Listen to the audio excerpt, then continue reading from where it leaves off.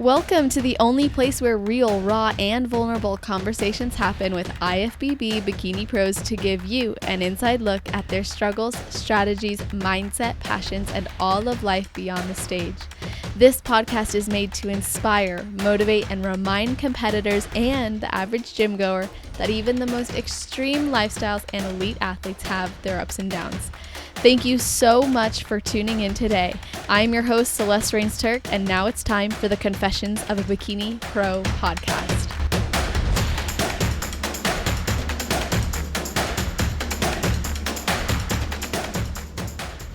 Today, we are speaking with the co-owner of the Macro Lab, which offers macro-based meal prep to El Paso, Texas. This athlete is no stranger to business, as she has her bachelor's degree in public relations and marketing. Of course, she's currently also known as the 2024 Miss Universe champion, where she secured her pro card at her 6th national show before making her pro debut at the Patriots Challenge. Welcome to the show, Karla Grijalva. How are you doing? Hi, thank you for having me. So excited. I am so happy that you're here, and I'm very grateful to get to learn from you today and talk with you and shine light on your journey. So before we do that and get into everything, I've got to ask you if there's something you think about or maybe do right before your heel hits the stage. Oh, right before the heel hits the stage. That's a good question. Honestly, I definitely just pray. Yeah. I'm definitely like, please just don't let me mess this up. I Right. do tend to get pretty nervous. So yeah, I feel like just, staying in prayer and my thoughts kind of helps me keep composed. Is that something that's part of your normal daily routine as well? Yeah, for the most part. I feel like I kind of deal with a little bit of anxiety, and that kind of helps me control it. Okay. Yeah, I mean, honestly, I feel like this day is so hard for to live without having some anxiety, honestly. Yeah, And that's so true. Everything causes anxiety nowadays. yeah, well, because we have so much on our plate, and then that's part of why I personally love bodybuilding so much, because it's like that place where you can let it go. You can just focus on, well, I did one thing today that I got to have somewhat of control over and made me happy and feel fulfilled. No, 100% agree. I feel like bodybuilding and, just going to the gym in general, like it just really helps you keep sane on your day to day. Especially if you're juggling like a million things, like a lot of females are. It definitely helps just to control the mind, be in your space for a little while, and yeah, just control that anxiety. Yeah, for real. Well, I love to hear that you pray before you step on stage. I think that's amazing and something I'm hoping to incorporate myself this year as my relationship with God has grown a lot over the last couple of years. And I haven't really gotten to step on stage with as strong of a foundation as I have now. So I'm looking forward to that because that's something I've been immersing myself into. But I want to go back to the start of your journey because in 2013, you won the overall open bikini class and you competed every year after that until 2019, where then you took some time off before hitting a run for it in 2022 through 2024. So, can Yeah. you tell us more about your first experience in 2013 and how your approach to competing has evolved over the years? Yeah, definitely. So I feel like I've, it's taken some time for sure, but I've definitely grown a lot with the sport. Being 2013 is like when bikini was first up and coming, and obviously we've seen it change so much over the years.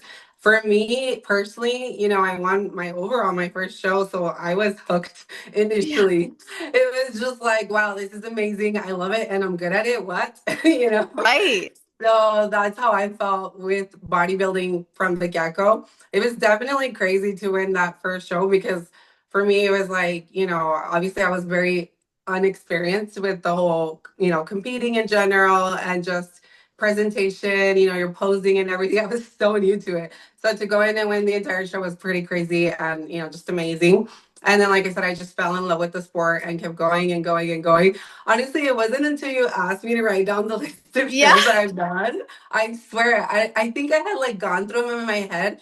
But obviously, when you have to write down, you're like, oh, wait, no, I also did this other show and this other show. And I'm like, Mhm. whoa, this list is like really long. I guess I just completely, fell in love with it and I just kept going and going. I took 2 years off to finish my bachelor's. And then after that, obviously I knew I wanted to get my pro card. And then that's how that went the last few years. I was curious what was happening in those Two years years. off. Yeah, I was like, Yeah. what was going on? I didn't know if there was something specific. So you put your focus into school, basically. Yes, I had been going to school, but I was a teen mom, single mom for a while, so it was a little Oh. bit of a struggle. So it took me quite some time to finish my bachelor's, and then those last 2 years is when I started doing the meal prep business in Amarillo, Texas. And I wanted to finish my degree, but I was doing both at the same time. And I was like, okay, I guess I'm not going to be able to do bodybuilding, until I'm done. And that's why I took that time off. And mostly also to grow, put on Yeah. muscle as well, and just kind of let my metabolism obviously take a little bit of a break and everything. So yeah, but I didn't even realize it was that long. It was also around COVID. So that Oh also yeah, took, that changes things. It made a yeah. very awkward season for a lot of us. Yeah, because I definitely prepped that year, but then it just ended up being, where there wasn't that many shows anyway. And I was like, no, you know what? I'm just gonna focus on finishing school. So Yeah, that's what I did. that's awesome. I didn't know that you were a teen mom actually, and I forgive me for not doing enough research to know that. I think that's really amazing. How did that impact your life? It was crazy. Yeah. Definitely crazy. Like I said, I feel like bodybuilding honestly helped me a lot in that sense as well because it helped me like keep strong and push through like a lot of, obviously personal growth and just juggling again my kids' school, being a single mom, single parent. It just really helped me build a lot of inner strength and just become the person that I've become overall. But yeah, it was wild. That is Definitely. wild. Mhm. Is there anything like that you would tell someone who's maybe they have someone who's a friend of theirs that's pregnant and they're a teenager, or maybe they were once in your shoes? Like, what would you tell them or encourage them to know? Everything always turns out better. You always feel like, oh my gosh, everything's a struggle, or, of course, especially being a single mom, even if you're not a young mom, but just a single mom in general, like it is difficult. And I think sometimes you think, oh, it's always gonna be like this. It's really not, better days are always to come, and you just have to keep positive. Again, be very goal oriented. And again, just doing something for yourself, like I did for myself through bodybuilding and going to the gym and whatnot, it really does help. I feel like a lot of moms feel guilty for taking that time away from their children, but you need something for yourself as well in order to just continue striving to, provide better for yourself and for your kids. So in order to do that, like I said, you need to continue seeing everything on the positive, stay goal oriented, and things just get better along the way. So, how did you even decide, okay, bodybuilding is of interest to me and I'm going to commit to it when you were a single mom? I mean, that's a major commitment of time and energy. Yeah. hmm How'd you find it and how'd you do that? So I was going to a local gym here and I was just training or whatnot, and I basically got recruited, is what happened. They noticed I had good genetics, is what happened, and a Uh-huh. personal trainer basically approached me and he was like, oh, I'll train you for free and blah, blah, blah. I had been, training probably for about a year already. So I had already kind of, seen some results and whatnot by myself.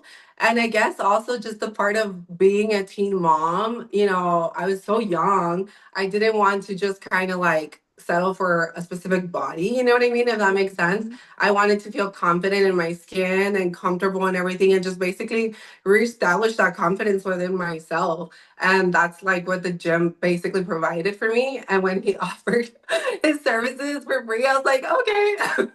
And That's it just, like I amazing. said, it is crazy because I just happen to be like really good at it. So Yeah. yeah, And it was when you wild. started, you actually had a lot of muscle, it seemed like. Like at least when I looked at your photos from 2013, I was like, huh. Like you, Well, you, yeah, that's actually what happens when you take free free services. The guy did not have a clue. Okay. Like, I mean, he was, okay, I suppose, but for bikini being so specific, you know what I mean? You have yeah. to be working with the right coaches and the right trainers. And what happened was is that my quads just blew up. Like my legs Uh-huh. just overpowered within the second year of my competing career. And then I ended up having to actually backtrack That's and what I bring was that gonna muscle ask down. you. Yeah, Yeah. did you have, but then it's interesting because now bikini's even bigger. So you Yeah. almost were like, you were what now, you had to do to earn your pro card. You were looking like pro ready even early on, but the bikini criteria kept changing, it seemed. Yeah, I definitely did within that time span. I think 2013, 2015, maybe even 16. I still remember people would always say, oh, the look changed and now it's softer. They're going for a softer look. You know what I mean? So I feel like it was still very like they weren't really sure where it was exactly headed. But yeah, I did get that from a lot of trainers and coaches that were in the game for a while that, I had good genetics. They're like, we see you getting your pro card, in no time or whatnot. But then what happened when I went to nationals was that, the judges told me your legs are too big, your quads are too big. So I had to specifically bring down my quads a notch. Wow. Well, that's Mhm. also really interesting because you were very successful at the start of your career. I mean, you're still successful now, of course, but to start like that, there sometimes is this understanding that, well, then I should get my pro card. Like I can expect that, but it ended up taking you Forever. yeah, yeah, not for, I mean, girl, I'm 10 years in and I don't have my pro card, so I Really? understand. Well, I understand there's a run that goes with it, right? Like Yeah.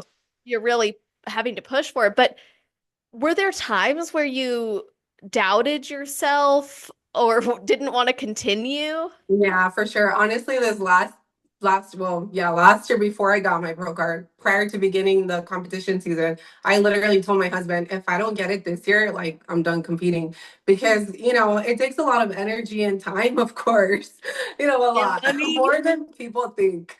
Yeah. And obviously, I have a business and everything, and I want to do other things, of course. So I was like, I'm spending so much time and energy, and if this doesn't happen now, I'm just gonna redirect, my energy elsewhere and maybe do another business or whatever. But yeah, I even prior to that, I mean, yeah, it's very discouraging when I would go to national shows and they'd be like, well, your legs are too big, or it was like the same group of girls, the very first national show that I went to. No, I'm sorry, the second one. The first one I completely bombed. The second one, it was the same group of girls, and everybody was going like pro right every show, and I was still waiting and waiting and waiting, and I was just like, oh my god, is this ever going to happen? So yeah, I definitely doubted. Yeah. Well, that's something that I think is such a common part of the journey, but sometimes it gets overshadowed by the glorious moment someone achieves the success. It's like that becomes the focus. But like you said, even your first national show, you just described it as bombing it. Like what happened at the first one compared to when you actually did win your pro card? Mhm. So my first national show, I was in a very bad headspace. You know what I mean? I was struggling with binge eating basically. So Mhm. I had just won an overall, my second overall, I believe. And right after that, we had planned on doing USA's, which was probably 3, 4 months afterwards, and I ended up pulling out because I was struggling with binge eating. So I took off that season. I started doing macros, so tracking macros, and that really, really helped. But then again, the following year, I prepped for Universe, which was in June. And again, I started struggling and I pushed through and I competed in USA's, but I was struggling, so my Yeah. conditioning was not there at all. And it was simply because of that, I just felt so restricted, which of course, in any competition, the calories for most people have to get relatively low, especially for bikini. So, it's normal. You just have to find something that works for you where you're not constantly struggling and falling off your diet, which is exactly what happened. I was just completely falling off, every other week probably, and it obviously reflected in my conditioning. So yeah, I ended up, I believe, bottom of the barrel in that show. And then this recent show where I did win my pro card, Uh, I think, one, headspace, obviously amazing. You have to be in a good place mentally. I had already completely recovered from restrictive eating, binge eating scenarios, and I had a really good coach. So that's probably my biggest thing is you just have to hire top-notch coaches, to be honest. You want to believe that your local trainer could do it, and sometimes they can, but the reality is that it's likely going to take a lot longer if you go that route. So yeah, and that kind of stung a little bit because prior to hiring my last coach, James, my husband was insisting on me hiring him like 2 years prior. And I'm like, Oh, oh no, I want to give this coach another shot. I was so loyal and blah blah blah. yeah. And it just ended up, being a waste of time basically. So Oh gosh, yeah, I can relate to that. There were times in my early journey where I'm like, I love my coaches as people, but it wasn't fulfilling what I needed anymore, but I was too loyal to move away, and I feel like it extended my you're time. true. Yeah. And it Yeah. sucks. Honestly, it sucks because now I look back and I'm like, wow, how many times have I not done that? Like I've Yeah. done that at least 3 times. And now I'm like, I'm 10 years in and I'm like, I need to like get moving and do something with my title. You know what I mean? Yeah. So yeah, you need to honestly, I think in the long run, you're just better off hiring those top-notch coaches, even though, you might not stick around forever, but you'll definitely save some time because obviously they're at the top of their tier as coaches for a reason, right? Well, So it's oh, go ahead. I'm sorry, they just get the job done, basically, is what it comes down to. Yeah, I think there's just more experience too. Like, of course, every coach has to get their start somewhere. I think depending on what your goals are, where you're at in your journey, that should be considered because you were already doing so well. You were on that road to pro. So you were looking for something more advanced. Mhm. And it is obvious it paid off for you. But I want to go back to the overeating, binge eating, the restrictive eating. You said that you switched to a macro-based diet and you also got your head in a better space. What were some of the things that you had to do or change in order to, one, switch from a meal plan mindset to a macro plan mindset, and also move through some of the maybe thought processes or patterns that was contributing to the binging and then restricting? Yeah. So I won't say it happens overnight. Like you said, there's definitely a lot of patterns that, cause that correlation and that issue, like mentally. I basically had to take the time to obviously learn how to track, understand. For me, honestly, the minute that I heard about macros, because it was also when it was first up and coming with Violane being like the Uh-huh. leader. I just completely dove into it and I was like, wow, this is amazing. Like, I didn't have to be like, sold on the whole situation. Like, I was sold the minute I learned about it. I was like, this is Right. amazing. If you could eat some of the foods that you truly enjoy and then obviously stick to whole foods majority of the time and reach your goals in that matter, like it made perfect sense to me, you know what I mean? So making the transition from a meal plan to macros was super easy for me just because I just thought it was like life changing. And it Yeah. was, honestly, it really really was for me. It has been for the longest time. And then, like you said, it was just a matter of me, like, okay, taking the time to notice these little patterns that I would go through, especially like on the weekends. I'm Mexican. So, Mexican families have terrible, terrible, like, habits, honestly, is what it comes down to. We basically have cookouts almost every weekend. Yeah. There's always something going on with the families. And when you go to these cookouts, it's like, plate after plate and very high fatty foods and whatnot. So I had to just kind of like step back and be like, okay, if I do go to these events, I'm going to limit myself to A, B, and C. I'm going to make sure that if I have dessert, it's a piece of dessert and that's it. You know what I mean? Like Yeah. you're definitely still having to limit yourself. Don't get me wrong, it's not a free for all, but just understanding that once you get through that and you're able to just basically enjoy your life on a daily basis and not feel like you're losing it because you just want to be stuffing your face, it's just so life changing, literally, that it's just easy to commit to, make those changes and just realizations of what is causing the issue and just completely eliminate them. So it does take time. I would say it took me definitely like a good year or so to completely get over it. But Hmm. once I did, it was completely life changing, like just so different. And then of course, once you do it for X amount of time, you don't even need to track. You Hmm. understand nutrition in a whole different level that it's not really necessary anymore, and you're able to maintain a lot better. Oh, all of those are such great points. Like, for one, just being able to enjoy social activities more because you're doing macros, I think it makes a huge difference because one, macros really teaches you about what you're looking for in the food, like the carbs, the proteins, the fats. So Mhm. if you can't track it perfectly, you're like for me, I remember going out for tacos with my sister and I was like, I can have this. Like Yeah. I can track this. Like this is something, and even though it won't be perfect, I could do it in an improvement season. And it was like, whoa, the world just like opened up and it ridded a lot of the Last Supper mentality, like this is my only time to get it in. Yeah. Oh my gosh. So Yes. That's then you're literally like, what it feels like. it The does. last And you're like, supper, I that have, takes it all. yes. You're like, It's if I don't do terrible. it now, I'll never get it again. And it's like with macros, although like this is also a really good point you made.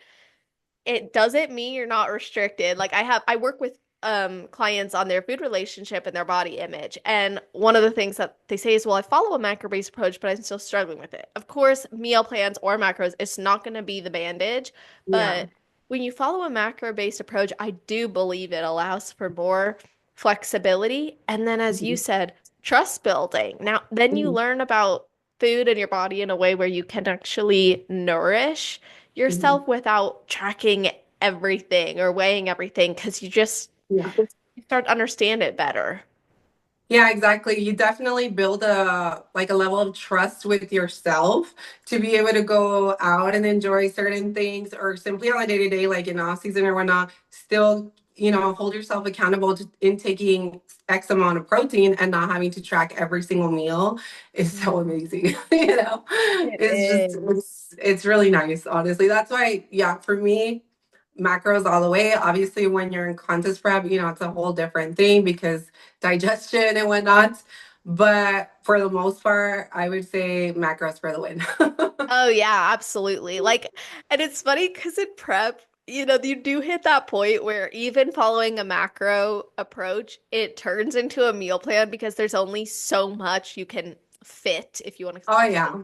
It's Mhm. like, okay, well, the only way I could really fit this is by eating zucchini and rice and tomatoes and the nutrient dense but maybe more predictable foods versus okay, when it's improvement season, yeah, maybe you could fit a Pop-Tart in every once in a Mhm. while, but you're not going to do that every day. And in prep, you're like, well, I want to use the 150 grams of carbs I have for the day strategically for my Yeah, and performance. it's funny because honestly, I feel like eventually, or at least for me right now, like I literally don't even eat any of those foods. Exact.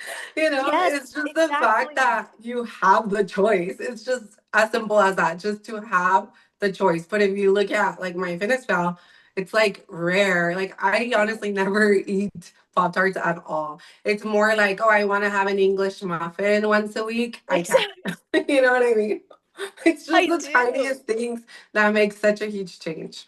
It really does because what we find normally is when you give yourself the freedom to choose, you're more likely to make the choice that's more suitable long term and Mhm. for your health. Whereas when you're told no, it's like the toddler challenge that was famous in 2020. Yes. You're Oh like, my gosh. here's Yes. this bowl of candy, don't touch it while I'm out of the room. And now they're like, I must have it. That's what That's all it, I want. Yeah, yeah. literally. Especially post show. You know what I mean? That was always my struggle post show. It was like, oh my gosh, I've been restricted for 16, 20 weeks and now all I want is chocolate. And I vividly remember sitting there with a bag of chocolate. And instead of like what I would do now is take a portion and be done with it, I was like stuffing my face with the chocolate and I Yeah. could not stop, And I literally think that's the biggest difference with macros is that now, like, because you can have a tiny portion and like be done with it, you don't need to stuff your face like a crazy psychopath, Right. basically. Yeah, it normalizes all the foods. It puts them on the same playing field. It kind of reduces some of the labels to it and allows you to be more free. I mean, honestly, for me, the most transformative part about switching to macros was I could add sauce to my food. I was like, Sauce. Oh, I was that's like, wait, I can actually do that? Like, I can dip my chicken into ketchup? mhm. Like, No. this is amazing. Or I could add soy sauce, whereas before it was like, well, I don't know, it's not on my meal plan. But now it's like I get to experience my food more. And I know that this is also close to home for you. I mean, you're kind of biased given you own a macro-based meal prep, Yeah. Yeah. but A I'm little bit. sticking to it too because I'm like, well, yeah, I totally agree and support this. So, is this part of what inspired you and your husband to create the business? Oh yeah, for sure. Like I said, when we first started, originally it was in Amarillo, Texas, and that was 7 years ago, going on 8. And that's right around the time that I switched to macros. And Yeah. once I like figured it all out, and I had already been using macros for I would say about 2 years, I was like, oh my God, this is amazing. Like people that don't want to be, eating plain chicken and rice would absolutely love this idea. And it just so happened that my husband is a pretty good cook. And he's the one that started Awesome. getting very creative. Yeah. And making like all these awesome recipes. And I was like, people would totally love this because they could eat healthier and not feel restricted. They don't want it. Not everybody wants to eat plain chicken and rice. You know what I mean? And yeah, that's how it started. And we just kind of ran with it. Yeah, it's done really well. But we do definitely still get, a person here and there where they'll be like, are you sure this is healthy? And I'm Uh-huh. like, yes, it is. Yeah. Well, that's the best feedback you can get because then you're really transforming people's lives. A lot of people associate a healthy lifestyle with boring, plain diet-like food, but it really can be so nourishing and flavorful and warm and pleasing, I guess you could say, to the palate. So when you get that feedback, it's probably really gratifying to know now this is a person who's more likely to sustain a healthy lifestyle. Yes, exactly. And we definitely get customers telling us that all the time. Like, I have finally been able to stick to it and I've lost, X amount of weight thanks to you guys because I don't get bored of what I'm eating. And we do change the menu weekly, so that also helps. Yeah. But yeah, so yeah, it is nice to know that we're helping people that maybe would have never probably changed their lifestyle, do so and probably doesn't even feel like a huge, huge lifestyle change. Yeah, exactly. And I mean, you've been running this business now for a long time, which is Mhm. an incredible accomplishment. So, what do you attribute the success of your business to? Like, is it that word of mouth and people coming back? Is it the creativity efforts, or what is it? Honestly, I think it's a lot of everything, right? You have to have the right product for one, know how to market it too, and the food has to be good or they won't come back, right? Yeah. So yeah, I do think it's a lot of everything. I think more than anything, marketing, a lot of businesses don't people take it for granted basically, even like local restaurants that I see and I feel so bad because they go out of business in 1 or 2 years and I'm like, it really comes down to your marketing more than anything. Like every single business you need to have pretty strong marketing skills. Thankfully I got a degree on it. I was gonna say, So is this where you apply your degree? yeah, I did. And I always say, I spent X amount of years in school and I don't even actually use my degree, but no, yeah, I do. Yeah. Technically, I do, so yeah, I do feel like that makes a huge, huge difference. Obviously, having a bodybuilding background also helped. People felt like, oh, she does it and I could trust what she's saying and she knows how to help people lose weight. So all of that helped, word of mouth for sure. Mhm. And then again, as we grew and got better, we have very amazing cooks now. We have well experienced, cooks that actually went to school, to culinary school for it. And now we basically just create the recipes, adjust the macros for them. And, obviously their food is way better than our, my husband and ours. Yeah, I mean, it's just, thankfully it's done really well. That's awesome. Yeah, like when I make, this is such a silly example, but when I make ground chicken, I'm like, it's kind of dry. But when my husband, who literally went to culinary arts school, Really? makes it, Yeah. yeah, I'm like, it's different. You didn't add oil, did you? He's like, no, just don't get it into small chunks like you do. And I was like, but then I try that and I still don't get it right. I'm like, I don't understand. It's like they got the magic touch or something. No, it's true because literally, like, I'll come home and make, whatever protein. I'm like, yeah, mine's dry. Yeah, I'm like, mine does not taste like my cooks. I was like, I need to go get some over there. And even when my husband makes it, I'm just like, why is yours so much better than mine? right. But yeah, they're just better cooks. Yeah, it's so funny. So, how does the macro lab work in comparison to other companies? Because I know some companies like you could just order the meals, but yours is macro based, right? So, how does that actually work from a customer perspective? So we create, like I said, different recipes, right? So we have usually about 18 to 20 items on the menu. And we basically just balance the macros for people. So, for example, one, obviously, we all know don't ever cook with oil, which a lot of people, especially in Mexican culture, they really fail at that. But yeah, we don't cook with oils. And then I make sure that the portions are as best as possible for general public, right? So obviously I can't accommodate for everybody all at the same time, but I do the best that we can. So for the most part, you're always going to see majority of our meals under 30 carbs, which is a decent serving, right? Mhm. Protein anywhere from 20 to 40 grams of protein, and then the fats are going to be, anywhere from 2 to 8 grams depending on the protein type, of course.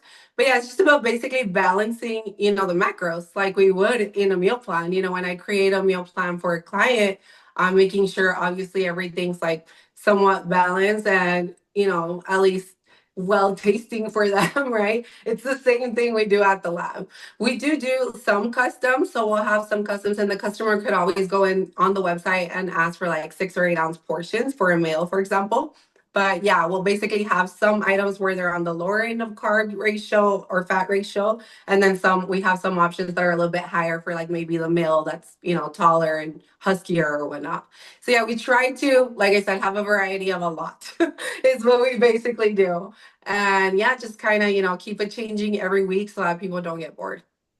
Are there any meals or dishes that are like signature to you guys or like that y'all are really known for? Yes, our enchiladas. Really? So That that is sounds a Mexican dish, amazing. obviously. Yeah, which is hilarious. But we don't make it like the usual, like rolled. It's a Okay. casserole. And that one, actually, my husband came up with that one. It wasn't even our culinary cooks. That goes way back from when we started in Amarillo. And yeah, it's a layered casserole. And literally in Amarillo, Texas, and here in El Paso, where there's more Mexicans, everybody loves it. Like that's always been our top seller. Wow. Yeah. So, would you say that your niche or maybe like the type of customer you attract, is it mostly people who are already into fitness or is it everybody? No, I think it's everybody because, like I said, it's not boring food. You know what I mean? So we even get elderly people that are just trying to, clean up their diet. Maybe their doctor is telling them, hey, we need to bring the blood pressure down, that kind of thing. We get a lot of elderly people trying to do that. We get young customers as well that, are starting to get into the gym and whatnot. We get the bodybuilders, literally all sorts of people. So Awesome. yeah, it's definitely a wide range. The cool thing about it too is that because it's macro based, we basically stay pretty relative all year. You know what I mean? It's Yeah. easier, like we already know, it's easier to stick to a diet that you're actually enjoying all year round versus only doing it during the summer and then falling off. Exactly. Yeah, and it's so nice to be able to have a company that you also can trust, like you said, because you see that they practice what they preach too, and Yeah. that, okay, that person who's making the food is looking pretty dang good. Like I will trust that they if they're Yeah. eating it, it must be okay. Which leads me to one of my questions is when you got your IFBB Pro status, did you notice an uptick in business or was it like did it not make much of a difference? No, it really doesn't. And I've gotten that question a few times, honestly. since I got my pro Karla, and now it's the same. I Yeah. think people just, I mean, once they realize I'm a pro, they're like, oh, let's go, you know? But I think for people more, I think just the fact that you're in bodybuilding and you've been doing it for so long, you know, that's really all they care about. I don't think the pro status really made a difference at all. I think not a lot of people, unless they're in the bodybuilding community, really understand what it is. They're Yeah, like, that's okay, exactly it. That's exactly it. People that are not in actual bodybuilding and haven't been for like years to understand, you know, how hard it is yeah. for one and the significance that it holds. Yeah, they don't get it. They're Hmm. like, oh, let's go. Yeah, exactly. They're like, so you do like flexing on stage? You're like, yeah, yeah. So, Yeah, yeah, that's pretty much what it is. They're just like, oh, and you have to wear that weird tan, right? yeah. Why do you have to I do know, that yeah. anyway? Yeah, basically, I don't know. I guess they just see it as part of like a, you know, literally like a show. You know, Yeah. they don't realize that it truly is like, you know, a huge sport and it requires insane amount of discipline. So, Uh-huh. One of the interesting things to me is like, just as a sidebar, but like bodybuilding, it seems as though everybody, when you say it, they still think of Arnold. They still think of that golden era. mhm. And it's interesting. The reason I think that's interesting is because only maybe recently with like I would say Chris Bumstead have we seen a little bit more general population knowledge, but even that is still I don't know, it's just different. And I don't know that general population really has an understanding that bodybuilding is in like its even better era now. Like it touches so many more lives and it's grown and there's a production value that's even greater. But it seems like when you reference bodybuilding, that's generally the mindset that people go to.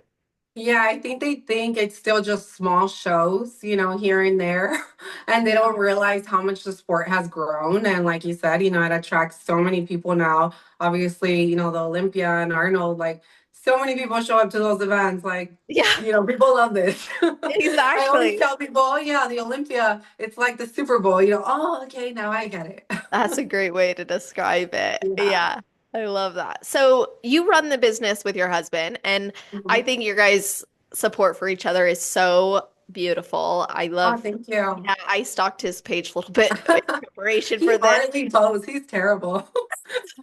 But when he does post, it's usually about you, and it's so Aw, sweet. So that's cute. I was like reading, I was like, that's so awesome. So I wanted to hear from you.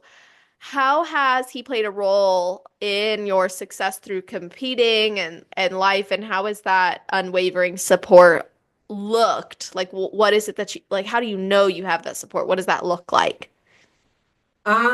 Well, I believe, well, for one, just showing up for you, you know, and then also just being okay with everything that it requires because he wasn't in the bodybuilding scene when I first started. He Hmm. just recently began bodybuilding like 5 years ago. So, yeah, you know, you have to give up a lot. You know, there's not a lot of social events and going out, and even date nights obviously get limited, especially towards the end. So, it's basically being okay with all of that and what it requires. For my husband specifically, he has always been an athlete. He was not a bodybuilder forever, but he was always an athlete in soccer growing up. So he actually made it to the Olympics in Mexico as well Whoa. as a soccer player. And then Wow. he did MMA for like 3, 4 years. So he's always been a well-rounded athlete. And he's always had a big athlete mentality. Honestly, my mentality of like not giving up sort of thing definitely stemmed from him because he was always the one there like pushing me like no, you know, don't give up. And then also like when I'm doing cardio, you know, when cardio gets tough and it's already up there, he's like just do it, just get it done, don't think about how you feel. So he's always been the one to kind of be like in the back of my head just pushing me to be better, you know what I mean? So yeah, he's just always had that mentality, and I think that's definitely been like a huge help because I definitely was not an athlete growing up. Oh yeah. So yeah, I was never an athlete. So I was definitely like, oh my God, you know, once it got tough, I was like, am I really gonna be capable of doing like that much cardio and stuff? And he was always just like, get it done, you know? So Hmm. yeah, it was huge. I definitely think that if he wouldn't have been around, probably like somewhere in the middle, I probably would have given up a lot sooner. How did you guys Yeah. meet? We actually met at a sales job. We were both Really? doing sales. Yeah. And we both definitely have that personality, I think. And we were like very competitive against each other at the point. And then we just kind of ended up dating and then yeah, it just worked out. That's Yeah. amazing. If you can't beat them, join them, right? Yeah, for sure. No, but yeah, it's definitely a huge help. You know, a lot of people that are in bodybuilding and might not have that support. Like I talk to people sometimes and they're like, well, I'm still trying to work it out, but they're not very supportive with it or they don't understand it. It's either going to end up where they end up, not no longer doing bodybuilding, the person trying to, or they break up, one or the Mm. other. Like you definitely have to be all in, I think, Yeah, and unfortunately. the women who I've spoken with who they don't have the husband support, even if um they continue to compete regardless, and maybe they've accepted they don't have that support, I noticed that it seems a little bit more like like a lonelier journey for them. Mhm. And Yeah, for sure. I think I've only met one person actually that has told me that she doesn't have that support in nationals. Actually, she got her pro card that year. I that's was so happy amazing. for her. Yeah, I was so happy for her because I met her backstage, right? And she did tell me that her husband was not supportive or whatnot. And I, obviously follow her on Instagram now. And yeah, I would say that it does look lonely, because I'm like, every single show that I've been to, my husband's always there. He's always there. So I can't imagine, going out there by yourself. Like, yeah, I feel like if it was me, I'd probably be holding on to some resentment. Yeah, that's a great point. I think that's probably because you have seen and felt the difference it makes to have your husband there, that for you to think of him not being there, it'd be like, well, that's strange. Weird. Yeah, for sure. Now, at shows, do you do your own tanning and makeup and like how do you put your package together? So no, I honestly do not trust myself with any of it. I'm like, no, I rather just pay for it. I've been curious about the self tanning because I feel like obviously it would take a lot of stress away. Like I said, I'm a very anxious person, Yeah. so the least stress I feel like would be amazing. So I think I'm gonna try it this year. Honestly, I think I am gonna try it. The makeup, no, I just know I'm not good at it. You know what I mean? I'm like, it's just not one of those things that I could personally do. I've tried like watching YouTube videos and hmm whatnot. And again, it would be amazing to be able to do it on my own, but no, I rather just pay for it.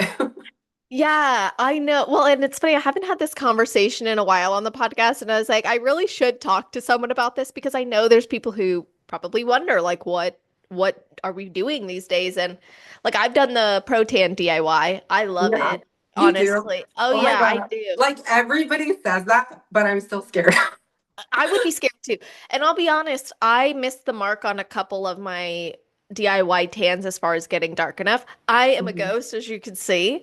And um, to get dark enough, it was very difficult for me. I actually ended up running out of product and then I had to get sprayed at my final show at North Americans, but that worked out better for me. It was still a Protan product, thank goodness, just because I had Protan on my skin from the show I did the week prior. But what helped me with the DIY is like practicing it myself, but what I wish I would have done differently, was actually speak with Alyssa sooner and have her give me like an exact protocol for what to follow based on my skin in lighting like this, maybe.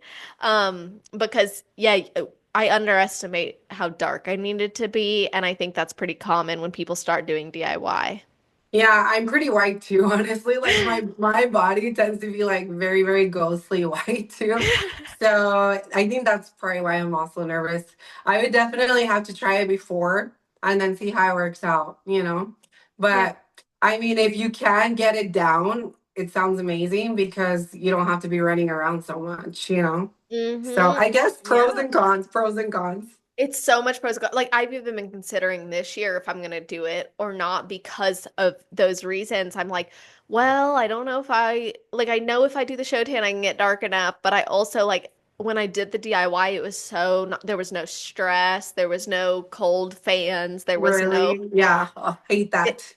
yeah, it was just easy and like it took such a short period of time, like literally just done. So, and I felt like it had more staying power, which I kind of liked being a little bit like tan like Tan. all over.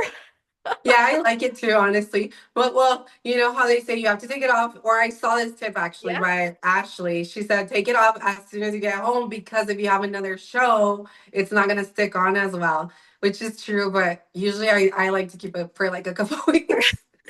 But yeah, last year when I saw that and I did have another show, I was like, okay, I'm gonna scrub, you know? It was so smart. Yeah, Mhm. I like the tan removers for that reason. But and with the makeup, I mean, I think paying to get it done if you're not comfortable with it is always such a great thing. Is there like a particular look you have found for yourself, or do you always just tell the makeup artist to just do what they do? Yeah, I usually always tell them to do what they do, and sometimes it works out and sometimes it doesn't.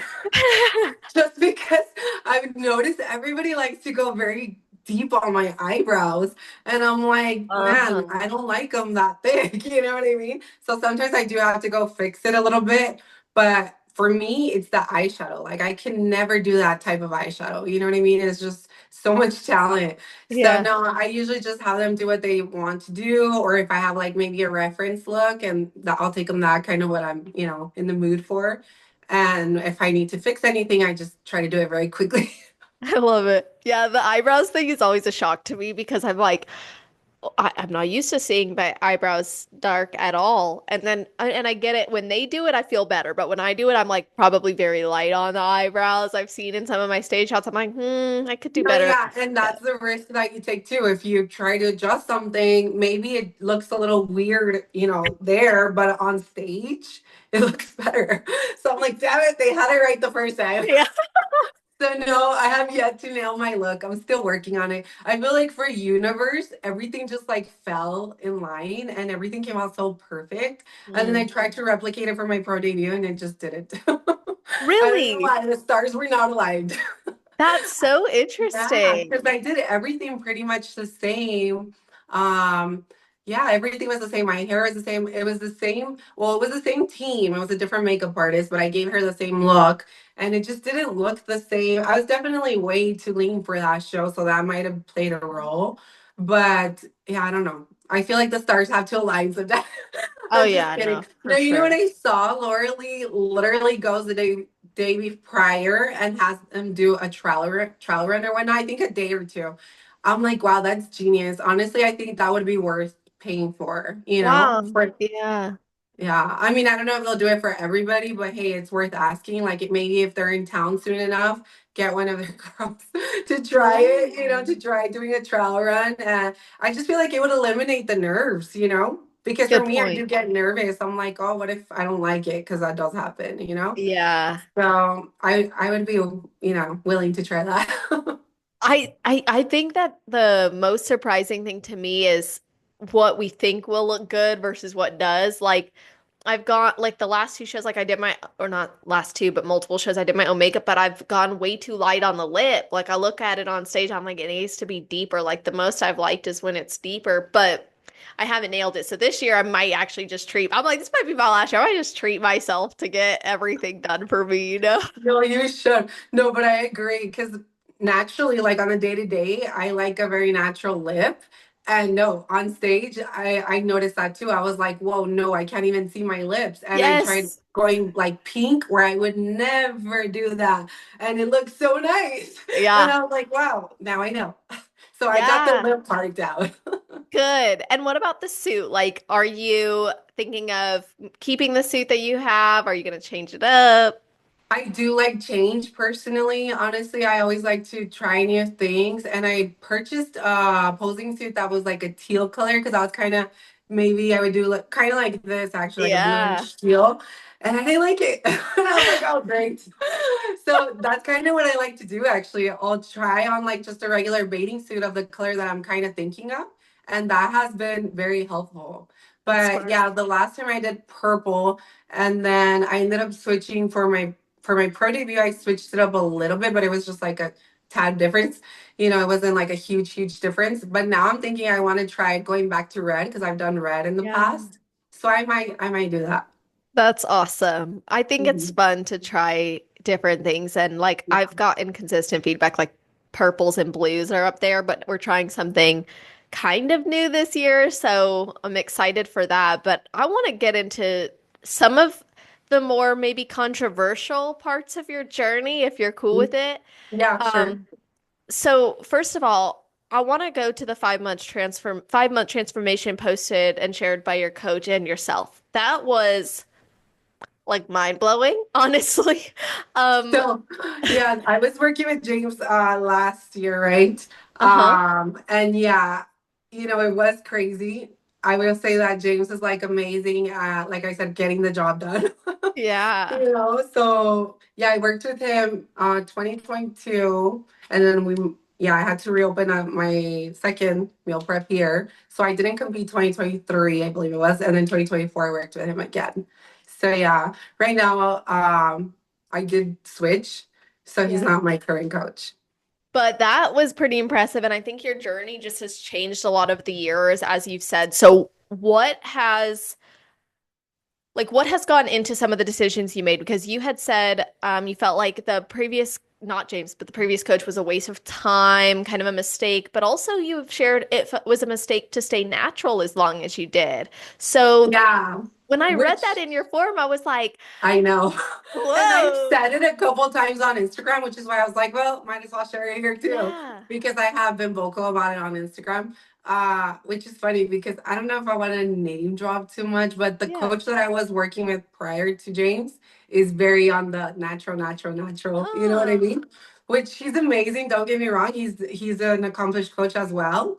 Um, and I worked with him, what, 2, 3 years, I believe, and I learned so much from him as a coach for lifestyle. You know what I mean? Like, I feel like, being natural is amazing, right? Thankfully, I had very good genetics to be able to build a good amount of muscle for a very long time naturally. Like I said, I stayed natural for 8 years of my competition season. But like I said, I did come to a point where I was like, okay, bikini standard now. You know what I mean? That's where I was when I was with that coach. I was like, this is not looking like it's gonna line up, like, and I was already getting to a point where I was starting to get frustrated because I had already competed in like what, 4 national shows, I believe. So I was already getting frustrated and I was kind of like, hey, can we try something else? Or can we at least get aggressive with like my fats? Because, over the years, you start learning your body as well. And yeah, I obviously diet on my own as well when I'm in off season or maybe like the years that I didn't compete. So I did learn more about my body on my own. And I would suggest that to him, and he didn't even want to lower my fats. And I was just like, okay, there's like a line where you have to be realistic, and by no means am I saying like, oh, you should jump on all these PEDs or when, of course not. Obviously, try and maximize your own potential naturally. But if you do get to that point where you're like, okay, I've already done that and, it's not really happening naturally, and you Mhm. do want to become a pro, I would say, why are you going to waste time? You know what I mean? If we already know what the standard of bikini really is, and you do have to get to very, very low body fats, have a good dense amount of muscle. Obviously, for most females, the tie-in area, very difficult to do, right? You have Haha. to really be like very, very shredded, and it requires a lot, so you have to be realistic. And again, only if you're at that point where you're like, okay, I know I want to become a pro. I know that's my end goal, which I was there like 2, 3 years prior to me deciding to take that next step. So yeah, I do feel like those 3 years were a waste of time. You know what I mean? It's like I Same. should have made that decision X amount of time ago, and I more than likely would have gotten my pro card a long time ago, you know? So What made you want it sooner? Like when you look back and you go, well, that was a waste of time. What makes you go, well, I wish I had received it sooner than I did? because now I'm 35, Okay. and I'm like, okay, I have 5 years to accomplish big things in my Mm. bodybuilding career. You know what I mean? Obviously, as a female, or at least for me personally, I don't see myself competing past 40, Mhm. and obviously I want the time that I have spent in bodybuilding to mean something, and I'm a competitive person. I feel like most people in the sport are. We want to actually accomplish big things, right? Most of us do. So yeah, now I'm like, well, I'm 35. I wish I would have had at least 2, 3 more years where I could Uh-huh. have grown as a pro. You know what I mean? And I now I'm do. like, yeah, I don't have that time, so I have to make very smart decisions now. Hmm. And yeah, that's kind of where I'm at right now, where I'm like, okay, what's gonna be the best thing for me as a pro? What and who is gonna help me grow? Put on the muscle that I need and be competitive on stage. So that's where my mindset is at. And that's where it's been the last 6, 8 months. Is like, I need to get to that point now. I'm just kidding. No, Yeah. of course, everything takes time, but you know what I mean? Like, I Yeah, I just want to get make it. sure that I'm aligning myself with the right people in order to accomplish the right things with the amount of time that I have. If I had, 3, 5 more years in the game, then it probably would be different where I would have been more like, well, it's okay. It'll take its time, it'll do its course. But since I don't, I guess I have that mentality now where it's like I'm not willing to waste my time anymore. You know what I mean? Uh-huh. I just feel like I did that with so many people throughout my time in the industry, and it just costed me time, you know. I So yeah, do. I think that's where I'm at mentally, where I'm just like, I want this to be worth something. I want to be competitive in the sport. And I have goals, and I just want to make sure that I'm able to set myself up at least to be in the best situation to be the best that I can, right? If it doesn't happen because it doesn't happen and that's not in God's plan, that's fine. But I want to make sure that I'm doing everything that I can to, do the best that I can. Because Hmm. again, it's so much work, so much It time, is. so much sacrifice. Again, being a mom throughout this entire journey, I've sacrificed a lot with my family as well. Mhm. So if I'm going to be making those sacrifices, I want it to be worth it, you know? If you're looking for competition heels, jewelry, and fun competitor extras, then visit shoefairyofficial.com and use code CELESTE for a discount at checkout. Oh, yeah. Well, what are some of those sacrifices that you've made and had to make in this journey so far that maybe puts that in perspective or play for you? Well, I think, looking back, it's like if I wouldn't have been so, indulged into bodybuilding and doing hours and hours of cardio and dieting and this and that, maybe I would have been a little bit more present when my kids were younger. You know what I mean? Like, Yeah. I don't know, just doing certain things that I didn't do because I was also balancing my time here and there. So yeah, those little tiny things that are, it's like, but Yeah. obviously it's a choice that I made, and it is what it is now. My son is about to graduate this year, and my daughter is Wow. a sophomore in college. So Holy yeah, yeah, moly. I know it's crazy. And now looking back, I'm just kind of like, oh, I wish I'd have done this and would have done that. But again, it just, it comes down to choices that you make in life and sacrifices that you do, again, to get ahead and be able to provide better for your family in general, which I did. But again, it came with sacrifice. If I would have been a different person, then I might have been like Angelica Texeria recently. She's like, oh, I have 2 kids and I'm 40. I think Yeah. that's enough with bodybuilding, which is totally understandable because you do sacrifice a lot as a parent. And do your kids have an opinion on bodybuilding? Like, what do they think? Honestly, they really like it. They've always been very supportive as well. Like they're like, "Oh, that's so cool." You know what I I mean? Like love they're that. like, "That's so cool that my mom does that." Like my son, he loves to brag about the fact that I'm a pro now. Aw. And honestly, they both love the gym. So that's one thing I will say that is I love that, that bodybuilding was able to give that to my children as well. Yes. My daughter, she's 19 and she doesn't feel uncomfortable at a gym setting. She could go to the gym on her own, train on her own. A lot of the females that I coach, they're in their 20s or early 30s and they don't feel that way, right? A Right. lot of them are very uncomfortable. So yeah, I'm very glad and thankful for that as for my kids that they both have established, these habits through my habits, and they understand, the importance of eating healthy and just being active in the gym and just overall living a healthy lifestyle. So that would be a good note. Yeah, that's Yeah. amazing. Like it's interesting how sometimes the sacrifices we make here lead to beneficial wins over here. So it's like that perspective, but I hear you saying you want to make the absolute most of your career in bodybuilding because you've put a lot on the Yeah. line for Mhm. it, and there's a Exactly. lot riding on it. And when it came time to make the decision to use performance enhancing drugs, supplements, boutique supplements, whatever we want to call them here, Mhm. was it for muscle development? Was it for conditioning? Was it for dense? What was guiding that decision? No, it was conditioning. Yeah, it was conditioning.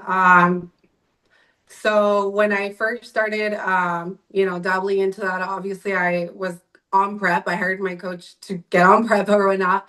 And, I've always been very bottom heavy. Like I said, the tie-in area was like not possible for me pretty much prior Yeah. to using, PEDs and whatnot. But yeah, it was basically just for conditioning the first couple years. This off season, I just recently started moving more in the direction of putting on more muscle. So I just barely started dabbling in that area.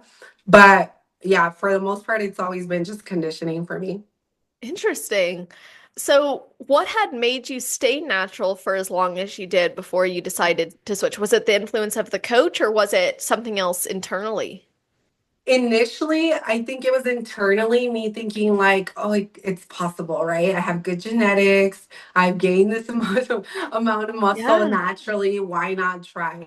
And I Right. did, right? And then once I started with that other coach that I was referring to, yeah, I was definitely his influence where he was like, you don't need it and blah blah blah. And I'm like, Yeah. like I don't know. The way the girls are looking on stage right now, because obviously you go to these national shows and you're just blown away by the conditioning of the girls there. Like, regionals is one thing, but national shows, like it's truly unbelievable until you're there. I Yeah. think a lot of competitors, new competitors, they think, oh, it's just going to be the next level. No, It's it's so humbling. different. Yeah, it's so humbling. And that's where I got to that point where I was like, I just don't think it's going to happen naturally. You know what I mean? And Hmm. that's just what made me make that decision. But again, I already knew for, years that I wanted a pro card. I was Yeah. going to make it happen. And that's where I just made the decision like I'm gonna have to make the switch. It's so good and important that we have these conversations because there's different perspectives, right? And there's different reasons for doing things or pursuing something. Like I'm I've been natural, I'm remaining natural, and I recognize and I felt so much hopelessness with the bikini division, to be honest with you. Like over the last couple of years, it's just felt like this moving target that I'll never reach. But when they introduced like the natural NPC shows and the upcoming natural pro qualifier, I'm like, this is my shot. I'm like, this is my shot. Let's go. And I feel good about that. But I also, for me, I've never entertained the idea of it. But for you, you were entertaining the idea of it even early on. It wasn't something you had put off the table. So, with that perspective in mind, I have some questions about your experience as a natural athlete compared to not being natural. What Okay. have been some of the pros and cons or differences in experience? Well, I think most people think once take PEDs or whatever, that it's gonna be easier. It's not. I think that's everybody's expectation. Oh, I just have to take this, and that, and I'm good to go. No, Uh-huh. it's still the exact same work. Like I said, for me, I've always struggled more with conditioning than putting on muscle. And it's still going to take me 20 weeks to be ready for a show. You know what I mean? It doesn't matter whether I was natural or not. It's still going to take a while for me. Um, Pros, like I said, for me, the biggest thing is that I finally saw a tie-in. That was Hmm. never possible, never naturally. And then I think just overall density does play a little bit of a role. Like it does look, I guess, you look more dense, it's more poppy, everything looks Hmm. nicer. It's like Right? five-dimensional. Like the glutes become like Exactly. There you 5D. go. Yeah, because I was looking at some pictures actually not so long ago of my last national show as a natural competitor. And yeah, I mean, it's not that it's a huge muscular difference. It's just you just literally look more 3D when you're Hmm. not natural. So yeah, I think those are the biggest difference that I could think of. As far as anything negative, I mean, you just have to be smart. One, again, Mhm. you have to have the proper guidance. That's my biggest thing because, again, I do see here locally a lot of trainers, telling their clients their first show, hey, take this, and that. That's probably one of the reasons why I did stay natural the first 5 years or whatever, 5, 6 years without it being an option, until I did start thinking, okay, it Yeah. might be an option because I did see locally a lot of trainers being like, oh, take this, and that to other people and the scary stories that some girls have. Terrifying. So yeah, Yeah. that's probably one of the reasons why I was like, no, I don't want to do that. So yes, you definitely have to have proper guidance with the right coach if you are thinking of going that direction because you don't want to have any of those issues, of course. So that Yeah. would be the biggest thing for sure. My biggest advice, at least, to make sure you have proper guidance because I just don't trust any like random local trainer anymore. Yeah. And I love the locals, don't get me wrong, but Right. there's just levels. It's just so true. There's levels. Right. And like, I think it's a disservice. It would have been a disservice to yourself if you had started so early in your journey because you wouldn't have maximized your potential as much as Hmm. you did and have. And then you probably wouldn't have valued or maybe learned as much. And, uh, you know, one of my friends who was natural for a very long time and then decided to start taking PEDs and I mean, she ended up going pro like that year. Um, it was almost interesting for her and strange to be like, wow, I could have done that this whole time and gotten this result. Yeah. Was it strange for you to see those changes in your physique with that one implementation? Yes, it definitely was because it's literally like, okay, I might not be conditioned fully for this stage, but the changes, like I said, like the tie-in Mhm. specifically, right away you see it within, Wow. weeks. And it's just like, wow, this is amazing. So Yeah. yeah, in that perspective, yes, especially like I said, if you are that person where you're already at that point where, you've been trying for a long time and you've done everything in your power and you're out there at every national show, and it's not happening, then yes, it does feel like, okay, now I have a little bit more leverage, right? Yeah, that's a great point. I think the promotion of doing it under the right guidance, support, and safety is so key, as you said. And a lot of people, I think, can get wrapped up in, I'm going to do this because I want to achieve the pro card and the pro status, and it'll unlock all my dreams. And that's, I think, a mistake, right? I think there's got to be something deeper behind it. It can't just be that Yeah. you want that outcome, especially if you're willing to take risks. And I will say, bodybuilding in general is a risk. I've talked to a few coaches, they're like, being a natural competitor is sometimes more Oh my dangerous. God. Yes, I'm so glad you're saying that. Honestly, it hadn't crossed my mind, but I will 100% back that. Yes. I had such a slow metabolism as a natural competitor. Like I had to kill myself on the Mhm. treadmill. Truly. Like, then again, trust me, even after the fact, I was still doing hours and hours of cardio because that's Yeah. just what it takes for my body, but not to that degree. I Mhm. had completely compromised my metabolism because of the fact that I was trying to do it naturally. So, you know, I don't know if you've heard the podcast with what's her name? Oh my gosh, I can't think of her name right now, an athlete, but she talks about that, how they've already been doing basically studies on the difference between naturally competing and taking PEDs, and it truly is a lot less harsh on your body Isn't if that you do it interesting? right, of course, doing it the proper way, coming out of it the proper way, having the right guidance, not abusing, because that's another big one, right? It's less harsh on the body. So that's crazy, right? I know. And I will That's say that my blood work, you know, perfect. really, Yeah. yeah, it's very interesting. And Mhm. I'm okay. Like it's funny because me being a natural athlete, I can say that confidently that I recognize there's a risk as a natural athlete trying if you're a natural athlete in a division that is dominated. By non-natural athletes. Yeah. What are you Yeah. trying to do then? You're trying to create a very unnatural physique with natural methods, and you are pushing your body no matter what you do in bodybuilding, you're pushing it to a limit, at least in the NPC for sure. I mean, that's why it's like the best of the best from the bodybuilding standpoint. And to get to the IFBB, it takes a lot. Um, I think it's wonderful they've opened up opportunities for athletes like myself as Yeah. well.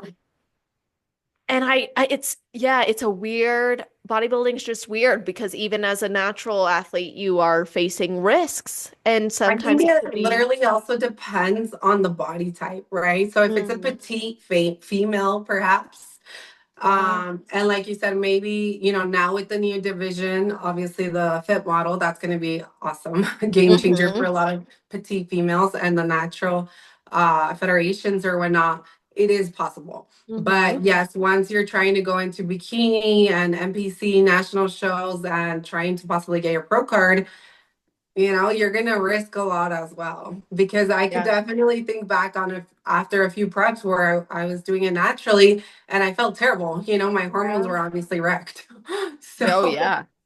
yeah, I think it's just about, thinking about pros and cons first and foremost, and again, making the decision whether you're willing to do that or not. For what reasons are you even striving for that, like you said? Hmm. Because if it's to perhaps fulfill some type of dream where you think you're gonna be able to make, maybe your income increase or whatever, no, those are not the right reasons.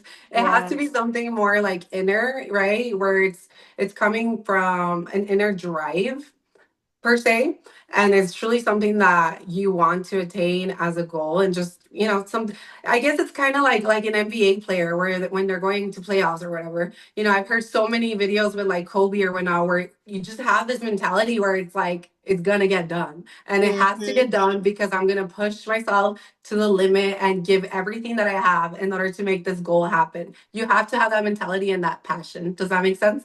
Because it's never going to Absolutely. be to increase your income or to increase in any sort of way like that. It's more of an inner drive, is what it is. Mhm. So, yeah, you have to make those decisions for sure.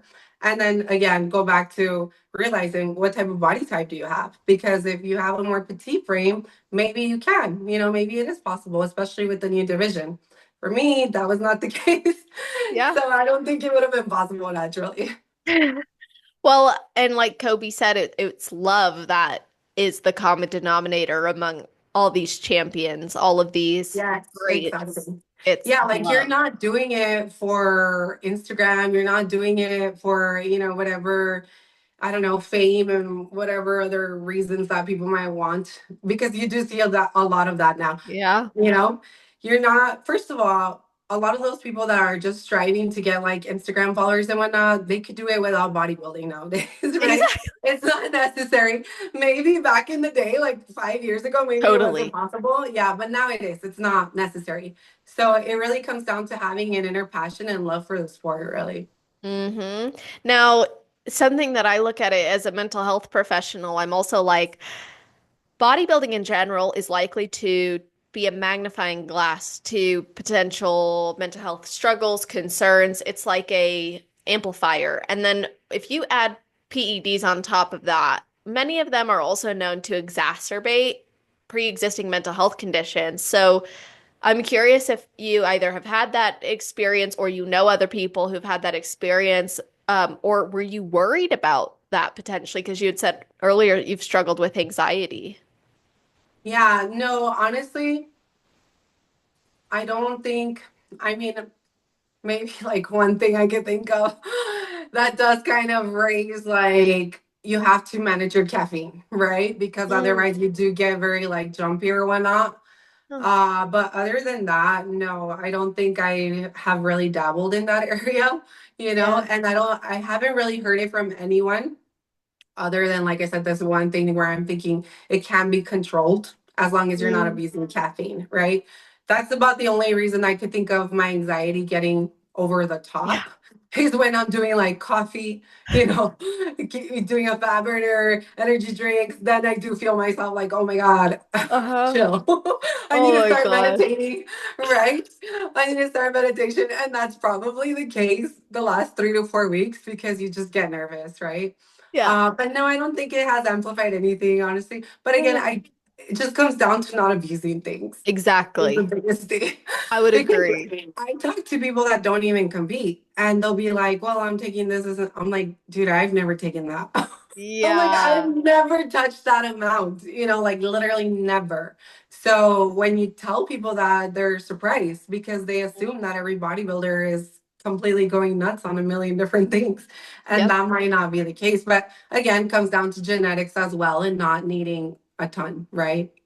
Yeah, and I think there's so much misinformation. Like mainstream media, uh, it's like a highlight of those things. It's the highlight of the bodybuilder who abused steroids and killed her husband, and the bodybuilder who promotes her body in a sexual way online to get money, and that's what they make the stories about bodybuilding. You don't generally Mhm. see like bodybuilder Ashley Changed their Kaltwasser life. destroys, yeah, or like change, yeah, changes their life. Like you don't see that, and yet, No, that's so true.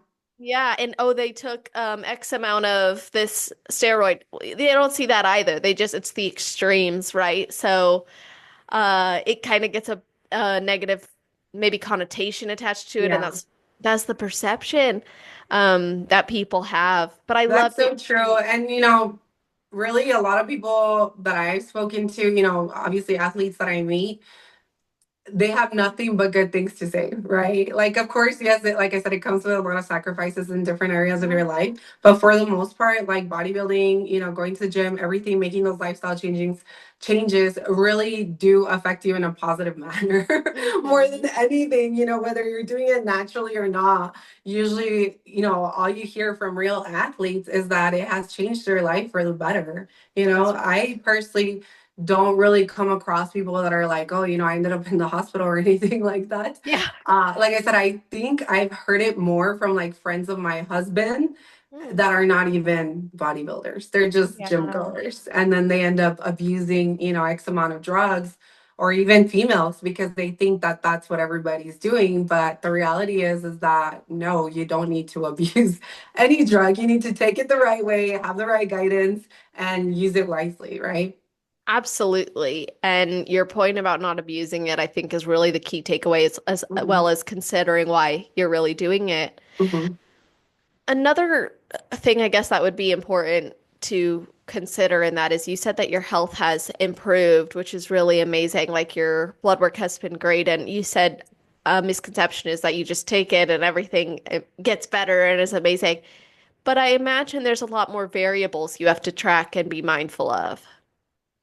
Yes, well, when you are making those decisions to, take whatever the case may be, you do have to be mindful of, like I said, your blood work for one, off the charts, first and foremost, making sure that you're in a place to even, consume anything of that nature. Because some people are just realistically not healthy and not in a position to do so to start. And once you do, and let's say you are in a good position, again, just taking it the right way and not abusing it, and then Mhm. coming off the right way, and then running that blood work again and making sure that you are healthy. And if, maybe something is wrong, taking the right steps to fix it, right? Yeah. So I think, it comes down to, again, just taking the time to be knowledgeable on everything before you take anything. And even if you do have the proper coach and they're telling you, hey, this is what we're going to do. Okay, well, let me do some research first on my end Good because, point. yeah, because yes, you might be telling me that everything's going to be fine and dandy, but I should be aware of what effects come with this, right? You need Yes. to be like responsible enough for your own health, right? Because yes, we're hiring people and we're paying them and we're not, but at the end of the day, like it's your health and you should be Hmm. responsible for it. So yeah, that's my biggest thing too. I personally always do that. We're gonna take this. Okay, let me go ahead and Google it and find out what's what are the Yeah. repercussions? Is there any risk? All of that comes to play. And I think, like I said, it just comes down to being responsible for yourself and being smart enough, right? Because Yeah. again, it's like I'm just completely like blown away by hearing these stories of random girls that don't even compete and are willing to Mhm. take crazy amounts. And I'm like, wow, you do realize a lot of competitors don't even do that, right? And they're Right. surprised most of the time. And I'm like, how are you so surprised? Like, do you not do your own research? You know? Yeah. So true. And you know what? I think that that is applicable to any aspect of this sport. Like even now to caffeine intake, as you said earlier, Yeah, like yeah, it's true. anyone, like all of us, we are at risk of having more anxiety as a result of too much caffeine. Or if your coach tells you, hey, start taking yohimbine and before you do fasted Oh my God, cardio. that totally happened to me. Yeah. I was like, what the heck? And it was definitely like in mine. I Yeah. never liked it, honestly, which is funny because it's a natural supplement or It is whatnot. an it is Yeah. natural, and that's what's so interesting. Like, yohimbine is it's natural, but for some people it creates because you generally to get the best effects, you're combining it with caffeine. So when you do that, then the yohimbine itself is already getting you in that like your norepinephrine is like firing. You can withstand this abuse or endurance longer, you know? And It never worked for me. It was the opposite. And I retained so much water with it. yeah, some people just have a really like crazy negative effect from a mental standpoint and from a physical standpoint. So, but I've used it. I used it in my last prep, and we're implementing it now too because it's great for natural athletes, honestly, if they can Yeah. stand it. I think it just depends on the person, and finding Mhm. what works for you. Because, yeah, my husband takes it and he's just fine. But I'm like, Yeah. never worked for me. I don't know. Absolutely. So, oh, and I should clarify, if you're a natural athlete, some things that you take, you have to always check the banned substance list, especially with the NPC and the new natural shows, because some of the banned substances will include anything you might take. I don't even know the right word, but when you use a shot, for example. So make sure you review the banned substance list. Let me just make that very clear, because there's some things That's that, crazy. I honestly didn't know. I think I only did like one natural show and they didn't even test for anything. So I've always been curious, are they testing at these new natural shows? yeah, You they know, are like the yeah. NPC, they're doing they have a banned substance list. They're testing you, and then they also are doing polygraph testing. Yeah, I had heard about the polygraph thing back in that day when I was doing natural. And it was only for the males at that time for bodybuilders. Oh, So yeah. interesting. It's just crazy how everything has changed so much over the years, right? And when you've been in it long enough, it's pretty crazy to see. You're just like, wow, they're doing that So now. true. So true. That's good to know. Just kidding. Yeah. Yeah, I like to mention that because I'm like, well, I was looking at, I mean, I think on the banned substance list for the NPC natural shows, like I think even cannabis is included. Really? That's interesting too, because I I have noticed a lot of people now use what is it called? The vapes. I Oh yeah. mean, obviously, I know some of them can have cannabis and some of them cannot, Right. but I've seen a lot of competitors, like, and I'm like, wow, that's a thing. And I'm assuming to suppress the appetite, possibly. Yeah, I don't know. I know I had Hannah Devore on in the past, and she said she uses it for like focus and her workouts too. Oh, Um, yeah, I've seen her post that. You're right. yeah, and I know nothing about any of it, so I Yeah, don't. me neither. Me neither. I'm not a smoker, but I just noticed that shows like everybody's carrying their little pens, Oh and my I'm like, gosh, oh, is yeah. this a thing now? I know I do notice it at shows. I'm like, I think it's because some of them are flavored, so they have like cravings, and they're like, oh, let me Yeah, just. that's what I thought. That's what I was thinking. I Yeah, was I like, think maybe you're it right. suppresses the appetite because that would make sense. Yeah. So, okay, all this being said, we've covered so much, I believe, of your journey, but is there anything I didn't ask you that you wish I would have? No, you had really good questions, I think, overall. Awesome. Okay, Interesting. good. Yeah. Well, awesome. Then I will get your best advice now. So, what is your best advice for somebody who's thinking about competing but hasn't yet? And then your best advice for someone who's on their road to pro? Okay. My best advice for someone who's thinking about competing is just go for it. You're never going to know if you like it, love it, or don't unless you try it. So, yes, don't wait for the perfect time because there's never going to be a perfect time. Try it. It's definitely worth it. Like I said, it can be very, very much life changing and just overall, it brings more pros than cons, to be honest. And then for someone going in the direction of trying to achieve your pro card, definitely hire the right people. And like I said, there is levels to this for sure. And the right people might change over time, but it doesn't mean that they weren't supposed to be in your journey at that given time, right? Because you're still going to continue to grow with these people that come into your life as an athlete. So just make sure you're taking as much knowledge from each and every person that you work with. That's the most important thing, so that you could continue to grow as an athlete and just, strive to be your best self overall. That's wonderful advice. And everything you've shared on the podcast, like I appreciate you being so transparent and open about your journey. So, how can everybody support you and follow your journey and connect? So my Instagram is Karla Grijalva _ IFBB Pro, and you could always follow me on there. I try and post as much as I can, Yeah. but life does get crazy. But yeah, I definitely like to share a lot of my journey and when I'm getting close to stage. I just started prep season, so I will be competing this summer, and I'm super excited for it.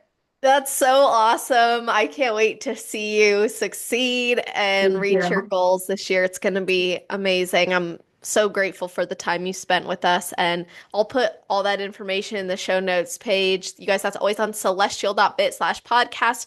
If you're listening right away, it'll be at the top of the page. If you're listening in the future, scroll down to the categories section. It's alphabetized. Not only will you find how you can connect with us, but you will also see a full breakdown summary of this episode. You'll see bulleted lists of the topics we covered, and you're going to see episode timestamps so you can share this with your friends, your family, your teammates, your coaches. Let them know what resonated with you, and of course, tag us as you listen or after. Let us know what you thought. It goes a long way for the podcast, but even further for the athletes. They come on here vulnerably and courageously and sometimes nervously to share. Yeah, for sure. So please tag us or reach out, let us know what you thought. And thank you all for listening. I hope you all have an amazing rest of your day, night, or morning, wherever you are in the world while you're listening to this episode. Just make it awesome.